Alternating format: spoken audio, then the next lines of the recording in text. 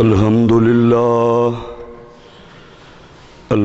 لله رب العالمين، والصلاة والسلام على أشرف الأنبياء وخاتم النبيين الذي كان نبيا وآدم بين الماء والتين، وعلى آله الطيبين وأصحابه الراشدين. أما بعد، فأعوذ بالله من الشيطان الرجيم. بسم الله الرحمن الرحيم. وقلبه مطمئن بالإيمان. قال النبي صلى الله تعالى عليه وسلم: حرمت النار على ثلاثة أعين: عين بقت من خشية الله، وعين سهرت في سبيل الله، وعين غضت عن محارم الله. رب اشرح لي صدري ويسر لي أمري واحلل عقدة من لساني يفقهوا قولي. قال الله تبارك وتعالى في شان حبيبه مخبرا وآمرا: إن الله وملائكته يصلون على النبي يا أيها الذين آمنوا صلوا عليه وسلموا تسليما. اللهم صل على سيدنا ومولانا محمد وعلى آل سيدنا وأصحاب سيدنا ومولانا محمد وبارك وسلم وصلوا عليه صلاة وسلاما عليك يا سيدي يا رسول الله، وعلى آلك وصحابك يا سيدي يا حبيب الله. الصلاة والسلام عليك يا سيدي يا رحمة للعالمين، وسلم عليك وعلى آلك وأصحابك يا سيدي يا خاتم النبيين.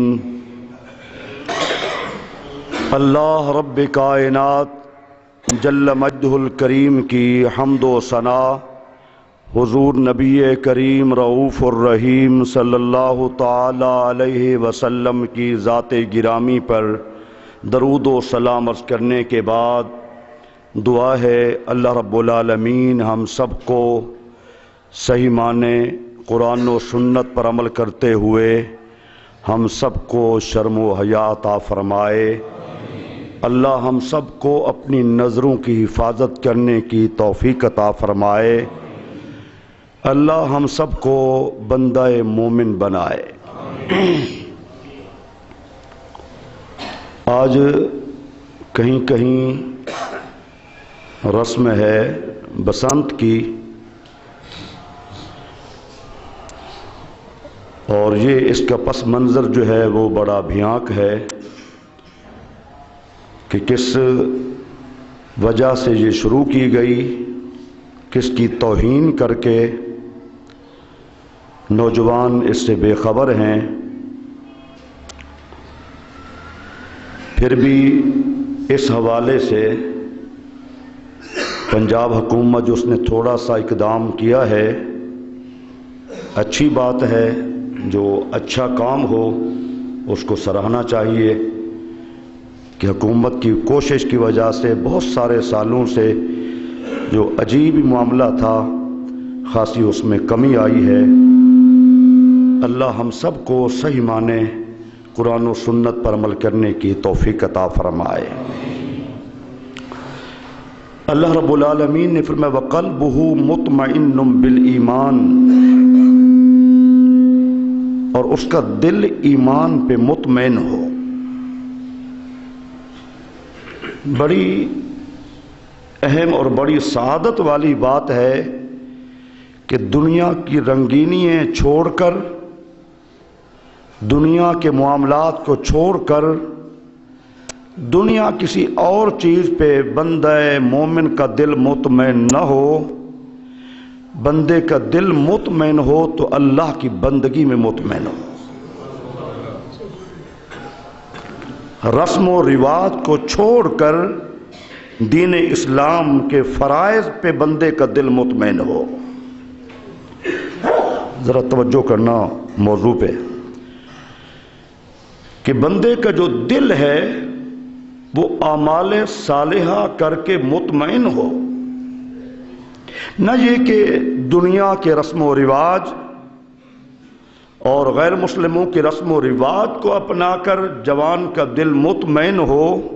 نہیں، ایک جوان کا دل جو مطمئن ہو وہ اللہ اس کے رسول کی فرما برداری میں دل مطمئن ہو. یہ تب دل مطمئن ہوتا ہے کہ جب اس کو آنکھوں سے ہم صحیح خوراک پہنچائیں گے. جو ہماری آنکھیں ہیں قدرت کا بہت بڑا عطیہ ہیں، بہت بڑی نعمت ہیں. دنیا ساری کائنات کی نعمتیں ایک آنکھ کی نعمت کا مقابلہ نہیں کر سکتی. حدیث پاک میں ہے. اب ذرا یہ آنکھیں، حضور نبی کریم رؤوف الرحیم علیہ الصلوۃ والسلام نے کیا ارشاد فرمایا؟ فرمایا 3 آنکھوں پر اللہ کی جہنم کی آگ حرام ہے. وہ کون سی آنکھیں ہیں؟ عین بکت من خشیت اللہ وعین سہرت فی سبیل اللہ وعین غدت عن محارم اللہ. یہ ہیں حدیث پاک کے الفاظ جو زبان نبوت سے ہو کر آئے ہیں. وہ 3 آنکھیں، پہلی آنکھ تو وہ ہے، بڑی خوش نصیب ہے وہ آنکھ جس آنکھ میں اللہ کا ڈر اور خوف موجود ہو اور پھر اشک بار ہو جائے. اللہ اکبر. یہ رونے والی آنکھ اللہ کو بہت پسند ہے، بہت پسند ہے. اس کی بڑی قدر و منزلت ہے. وہ آنکھ جو اللہ کے ڈر خوف سے کیا ہے آنسو نکل پڑتے ہیں، اللہ کو بڑی پسند ہے. اس پہ جہنم کی آگ حرام ہے. دوسری وہ آنکھ وعین سہرت فی سبیل اللہ، جو اللہ کی یاد میں یا مسلمانوں کے جان و مال کی حفاظت کے لیے کھلی رہتی ہے. وہ آنکھ حضور نے فرمایا کہ 60 برس کی نفلی عبادت سے بہتر کیا ہے؟ وہ آنکھ ہے جو مسلمانوں کے جان مال عزت آبرو کی حفاظت کے لیے کھلی ہوئی ہے. اور تیسری وہ آنکھ وعین غدت عن محارم اللہ، جس نظر میں شرم و حیا ہے کہ کسی اور غیر محرم کے چہرے پہ نظر نہیں پڑتی. نظر اٹھی ہے تو نظر جھک گئی کہ مجھے اللہ اس کے رسول نے یہ حکم دیا ہے کہ تیری نظر کسی اور پہ نہ پڑے. اللہ اکبر. یہ نظر جوانی کے عالم میں اٹھتی ہے.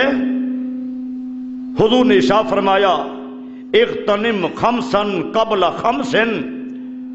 فرمایا 5 چیزوں کو آنے سے پہلے 5 چیزوں کو غنیمت سمجھو. اس میں پہلے کیا فرمایا؟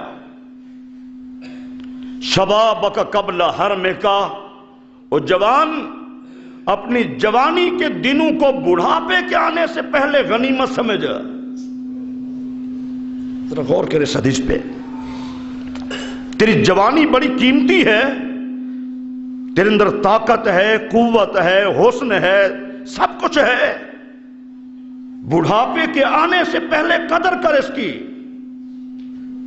اور یہ تیری جوانی کہیں اجڑ اور تباہ نہ ہو جائے.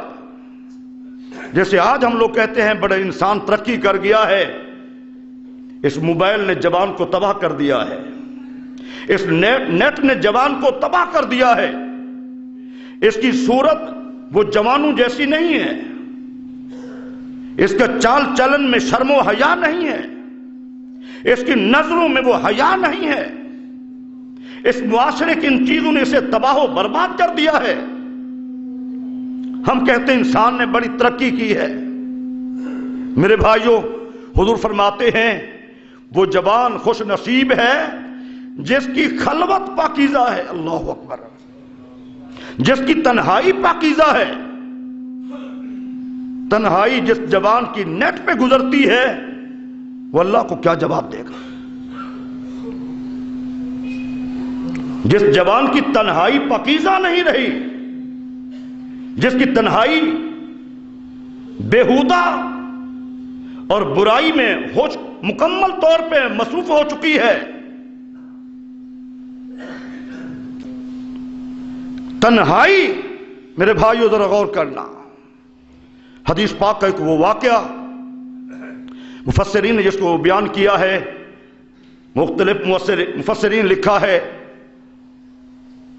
انسان تھوڑا سا سوچے، ذرا غور کر اس واقعے پہ کہ ہر ایک کے دل پہ دستک دینے والا ہے یہ واقعہ، کہ آج ہمیں اس رسم و رواج نے جکڑ لیا ہے، غیروں کی باتیں، غیروں کی رسموں نے ہمیں تباہ کر دیا ہے، اور غیروں کو خوش کرنے کے لیے ہم نہ جانے کیا سے کیا کر گزرتے ہیں، اور دولت کی کمائی کے لیے لوگ جرمنی میں جاتے ہیں، لکھ کے دے کے جاتے ہیں کہ میں احمدی ہوں، مرزائی ہوں،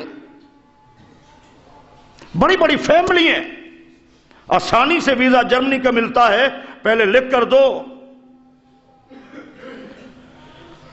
سیدنا عبداللہ بن حذیفہ رضی اللہ تعالیٰ عنہ، سب کہو رضی اللہ تعالیٰ عنہ، رومیوں کے ساتھ جب جنگ ہوتی ہے، رومیوں کے ساتھ کئی صحابہ کرام گرفتار ہو جاتے ہیں، یہ سیدنا فاروق اعظم رضی اللہ تعالیٰ عنہ کے دور خلافت کا واقعہ ہے، آپ کے ساتھ کئی صحابہ کرام گرفتار ہو گئے، گرفتار کر کے جب لے کر گئے اپنے رومی بادشاہ کے پاس، حضرت عبداللہ بن حذیفہ رضی اللہ تعالیٰ عنہ بڑے حسین و جمیل، بڑی خوبصورت، اور کسی نے کہا کہ حسن بھی بعض دفعہ عذاب بن جاتا ہے، نعمت بھی ہے عذاب بھی ہے، اگر اللہ اس کے رسول کے راستے پہ چلے تو پھر بڑی نعمت ہے، ورنہ یہ تباہی نقصان۔ حضرت عبداللہ بن حذیفہ کو اس رومی بادشاہ نے، عیسائی بادشاہ نے جب دیکھا قد و قامت اچھی ہے، حسن و جمال ہے، پورا شباب ہے، کہا دعوت دی اگر تو عیسائیت قبول کر لے، اپنی بیٹی تیرے نکاح میں دینے کے لیے تیار ہوں، اور اپنی آدھی بادشاہت تیرے سپرد کرنے کے لیے تیار ہوں۔ اتنا بڑی پیشکش، آپ نے دیکھا ہوگا رشتے کی خاطر لوگ نے مذہب بدل لیا، پیسے کی خاطر لوگوں نے عقیدہ بدل لیا، اور دوستوں کی وجہ سے لوگوں نے اپنا دین بدل لیا۔ لوگ کہتے ہیں سرکار کو کوئی علم نہیں ہے، حضور نے خود ارشاد فرمایا المرء علی من دین خلیلہ، حضور نے فرمایا میری امت میں لوگ اپنے دوستوں کے دین پہ چلے جائیں گے، آپ کو بہت سارے لوگ نظر آئیں گے دوستی کی وجہ سے لوگ اپنا مسلک بدل گئے۔ 1400 سال پہلے حضور نے یہ ارشاد فرمایا ہے، دوسرے مسلک پہ لوگ گئے، سنی مسلک چھوڑ کر دوستانہ مراسم کی وجہ سے، اور حضور نے 1400 سال پہلے فرمایا ہے۔ میرے بھائیو ذرا غور کرنا، جب یہاں بادشاہ نے اتنا بڑی پیشکش کی تو آپ نے کیا جواب دیا، سننے کے قابل ہے۔ لو آتیتنی جمیع ما تملک وجمیع ما تملکہ العرب الا ان یرجع طرف عن دین محمد صلی اللہ علیہ وسلم طرفت عین فما قبلت، اللہ اکبر۔ اگر تو مجھے اپنی بادشاہت کیا، اپنا ملک کیا، اگر پورے عرب کی دولت میرے قدموں میں لا کے رکھ دے، اور مجھے تو کہے کہ ایک لمحے کے لیے آنکھ جھپکنے کی دیر میں حضور کے دین سے پھر جاؤں، نہیں ہو سکتا ایسا۔ اللہ رسول اللہ، ایسا نہیں ہو سکتا۔ کتنا بڑی نعمت ہے دین، پھر حضور کا دین کتنا بڑی نعمت ہے. کہا پورے عرب کی دولت مل جائے دین نہیں چھوڑ سکتا. کہا قتل کر دوں گا. کہا جان حاضر ہے، جان حاضر ہے. اس نے بلایا اپنے فوجیوں کو، سولی پہ لٹکاؤ، آہستہ آہستہ تیر چہرے اور ہاتھوں پہ لگاؤ، چبھو تیر اندازی کی گئی، سولی پہ لٹکے ہوئے ہیں. حضرت عبداللہ بن حذیفہ رضی اللہ تعالی عنہ پاؤں میں اور ہاتھوں میں تیر پھینکے مارے جا رہے ہیں. کچھ دیر کے بعد کہا اتارو. اتارنے کے بعد اب ذرا غور کرنا. کہا اب بھی وہ بات قبول کر لو، عیسائیت مذہب قبول کر لو، اب بھی وہی شرائط باقی ہیں. بیٹی دینے کے لیے تیار ہوں، آدھی بادشاہت دینے کے لیے تیار ہوں. کہا نہیں، یہ تو قبول ہی نہیں ہے نا، یہ قبول نہیں ہے. اچھا. اپنی فوج سے کہا کہ تانبے کی دیگ گرم کرو. جب مکمل گرم ہو گئی تو ایک اور نوجوان صحابی کو اس میں ڈالا.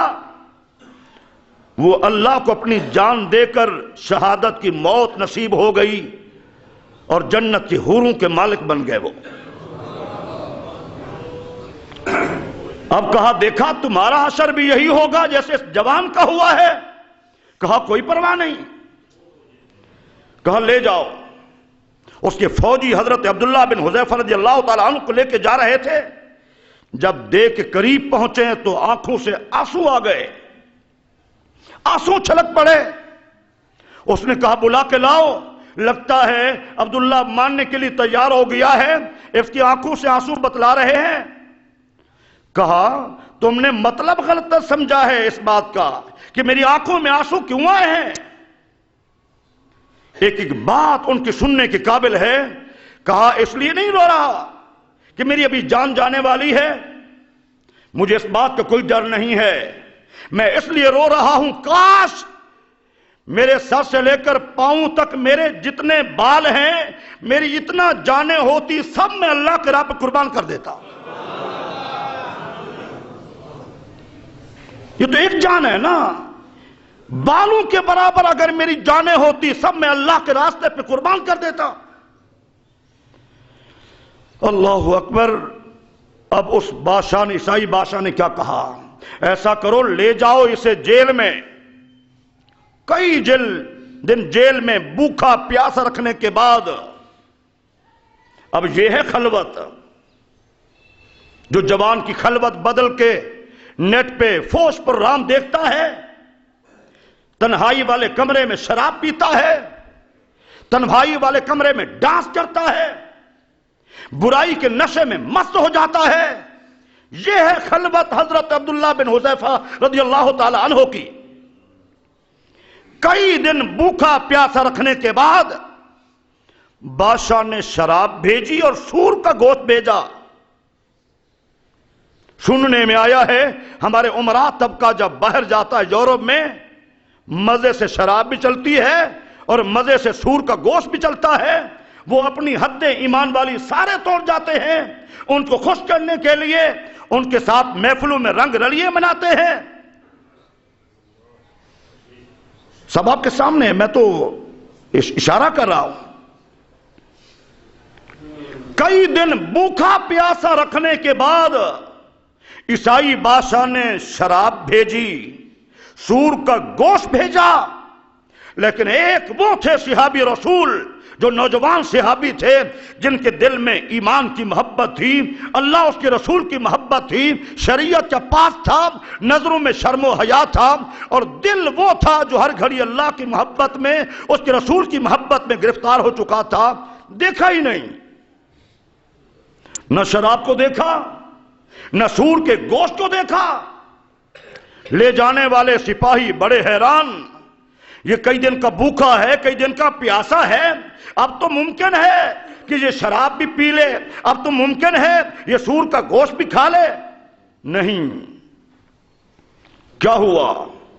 انہوں نے جا کر اپنے عیسائی بادشاہ کو ساری بات بتلائی کہ جس کو آپ نے کئی دن بھوکا رکھا ہے، پیاسا رکھا ہے، وہ اس نے تو شراب کی جانب اور گوشت کی جانب نظر اٹھا کے دیکھی ہی نہیں۔ چلو جیل سے باہر نکالو۔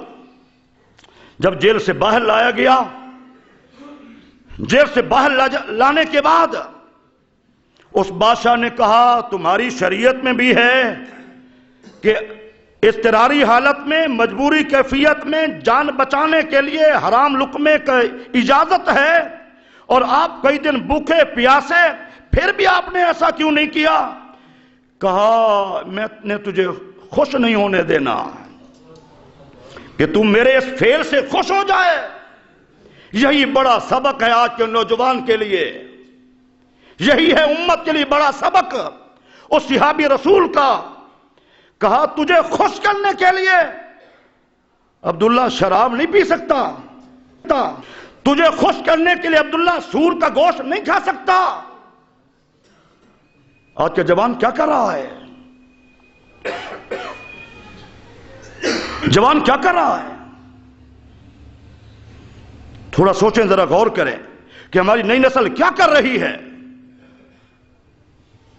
جس کی تربیت نہیں ہے، جس کو منبر سے حضور کے دین کی خوراک صحیح معنی نہیں مل رہی۔ ہمارے موضوع 4 محدود ہو گئے۔ ہم نے سمجھا نماز کا کہہ دو، روزے کا کہہ دو، حج کا کہہ دو، زکوٰۃ کا کہہ دو، بس میرا فریضہ ادا ہو گیا۔ نہیں، یہی ہے ان کی سب سے بڑی بات۔ کہا اگر میں شراب پی لیتا، سود کا گوشت کھا لیتا تو پھر تو خوش ہو جاتا، میں تجھے خوش نہیں ہونے دیتا۔ اس نے کہا عبداللہ اگر آج تو میری پیشانی کو چوم لے، آج بھی تجھے رہا کر سکتا ہوں۔ کہا میں اکیلے نہیں، میرے جتنے ساتھی ہیں اگر تمام کو رہا کر دے پھر عبداللہ یہ قدم اٹھانے کے لیے تیار ہے۔ اس عیسائی بادشاہ نے کہا ٹھیک ہے، میں وعدہ پورا کروں گا۔ حضرت عبداللہ بن حذیفہ رضی اللہ تعالی عنہ اٹھے، اس کی پیشانی کو بوسہ دیا اور اپنے تمام جوان ساتھیوں کو جو صحابہ کرام مجاہدین کی جماعت تھی ان کو رہا کرا کے واپس مدینہ منورہ پلٹے۔ اللہ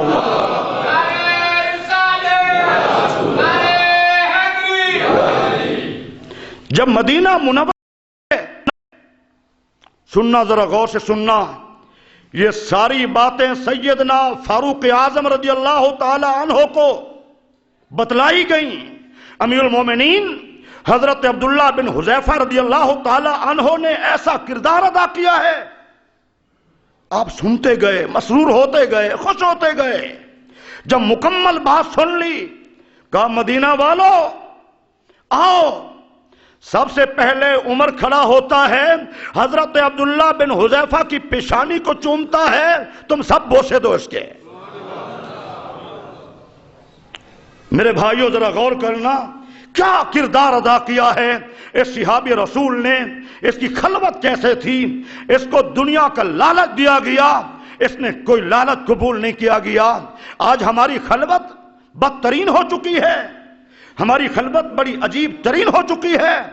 جوان سیدنا شیخ عبد القادر جیلانی رضی اللہ تعالیٰ عنہ فرماتے ہیں، او جوان تجھے اپنی جوانی پہ ناز ہے، او حسین تجھے اپنے حسن پہ ناز ہے، او دولت والے تجھے اپنی دولت پہ ناز ہے، او منصب والے تجھے اپنے منصب پہ ناز ہے۔ جا قبرستان میں جا کر دیکھ تو صحیح کیسے کیسے جوانوں کی، حسینوں کی مٹی خراب ہو رہی ہے، منصب والوں کی مٹی خراب ہو رہی ہے، حسن والوں کی مٹی خراب ہو رہی ہے۔ تیرے اوپر یہ وقت آ جائے گا۔ بحمداللہ میں نے دور دراز کے سفر کیا تبلیغ کرنے کے لیے بہت سارے مقامات پہ، اور میں نے کئی جگہ دیکھا، آپ نے بھی دیکھا ہوگا، حتیٰ کہ میں معروف جگہ بیان کر دیتا ہوں۔ ضیاء الحق بادشاہ گزرا ہے ہمارا، قبر پہ مٹی ہے، جھاڑو دینے والا کوئی نہیں ہے، آپ نے دیکھا ہوگا، ٹھیک ہے، آپ نے دیکھا ہوگا، میں نے گناہگار آنکھوں سے دیکھا ہے۔ لیکن وہ لوگ جنہوں نے پوری زندگی اللہ اس کے رسول کی فرما برداری میں گزار دی، ان کی قبروں پہ چلے جاؤ، قرآن کی تلاوت ہو رہی ہے، دعائیں ہو رہی ہیں، سجدات و خیرات ادا ہو رہے ہیں، نوافل پڑھے جا رہے ہیں، لنگر تقسیم ہو رہا ہے اور 24 گھنٹے دعائیں ہو رہی ہیں۔ ایک وہ اللہ والے ہیں جن کے پاس دنیا کی کوئی دولت نہیں تھی، جن کی خلوت پاکیزہ تھی، اور ایک وہ لوگ ہیں جو بادشاہت کے نشے میں رہے، ان کی قبریں سلامت نہیں ہیں۔ حضرت خواجہ حسن بصری رحمت اللہ تعالی علیہ کتنا عظیم انسان گزرے ہیں۔ ان کو یہ اعزاز بھی حاصل ہے کہ ان کی چھوٹی سی عمر تھی، سیدہ ام سلمہ رضی اللہ تعالی عنہا حضور کی گھر والی کی گود میں انہوں نے پرورش پائی۔ سرکار کا کئی مرتبہ بچا ہوا دودھ پانی کھانا انہیں ملنا حضرت علی المرتضیٰ کے خلفاء میں شمار ہوتا ہے، اور بڑے اعلیٰ درجے کے عظیم بزرگ گزرے ہیں، بڑا چرچا، بڑا شہرہ اور بڑا نام ہے۔ آپ کیا فرماتے ہیں؟ آپ بیٹھے ہوئے تھے، ایک جوان گزرا سامنے سے، پوری جوانی ہے، پورا شباب ہے، پوری طاقت اور قوت ہے۔ آج تو جوان، اس کی جوانی کو داغ لگ چکا ہے۔ میں اکثر رات کے 12-1 بجے 2 بجے آنے کا اتفاق مجھے بہت دفعہ ہوتا ہے۔ میں بہت سارے جوانوں کو دیکھتا ہوں کہ اس گھڑی بھی رات کو موبائل پہ لگے ہوئے ہیں۔ اب صاف ظاہر ہے کہ ماں بہن بیٹی سے تو بات نہیں ہو سکتی نا ان لمحات میں۔ یہ خلوت پاکیزہ نہیں ہے۔ آپ نے اس جوان کو دیکھا، بڑا خوبصورت، اور کہہ کے لگا کے ہنس رہا ہے، زور زور سے ہنس رہا ہے۔ جب آپ کے قریب سے گزرا، آپ نے بلایا اور 2 باتیں کی۔ او جوان، تو اتنا جو کہہ کے لگا کے ہنس رہا ہے، کیا تجھے موت آ گئی ہے؟ اے جوان، کیا تو قبر کے مراحل سے گزر چکا ہے کہ ہنس رہا ہے؟ اے جوان، یہ تیرے کہہ کے جو لگ رہے ہیں بلند آواز سے، کیا تو پل صراط سے گزر چکا ہے؟ اے جوان، کیا تو محشر کے میدان کے حساب و کتاب سے فارغ ہو چکا ہے؟ عدل کرے تے تھر تھر کمبل، اچھیاں شانہ والے، فضل کرے تھے بخشے جامن میں جے مکال۔ کہا تو کیا حساب و کتاب سے فارغ ہو چکا ہے؟ کہا نہیں۔ پھر کہہ کے کیسے ہیں؟ یہ مسکرانا کیسے ہے؟ جوان پہ ایک ایک بات اثر کرتی گئی، بے ہوش ہو کے گر پڑا۔ جب ہوش آیا، پوری زندگی اس جوان کسی نے ہنستے ہوئے نہیں دیکھا۔ میرے بھائیوں، آج بسنت اوپر منا کے نظریں کہاں کہاں ڈال کر ہم نے اپنے گھر جانب توجہ نہیں کی، اپنے دائیں بائیں نظریں ڈالتے ہیں، کبھی خیال نہیں کیا کہ نظریں باہر نہیں اٹھ رہی، اپنے گھر میں اٹھ رہی ہیں۔ حضور نے خود فرمایا وَأُفُّوا عَن نِّسَاءِ النَّاسِ تُوفُّوا نِسَاءَكُمْ، اپنی نظروں میں حیا پیدا کرو تاکہ دوسروں کی عورتیں بچ جائیں، پھر دوسروں کی نظروں میں حیا ہوگا تمہاری عورتیں بچ جائیں گی۔ کیسا حسین ارشاد ہے آپ کا۔ اللہ تعالی ہم سب کو، ہماری اولادوں کو، جوان بھائیوں کو شرم و حیا عطا فرمائے۔ اللہ ہماری خلوت اچھی بنا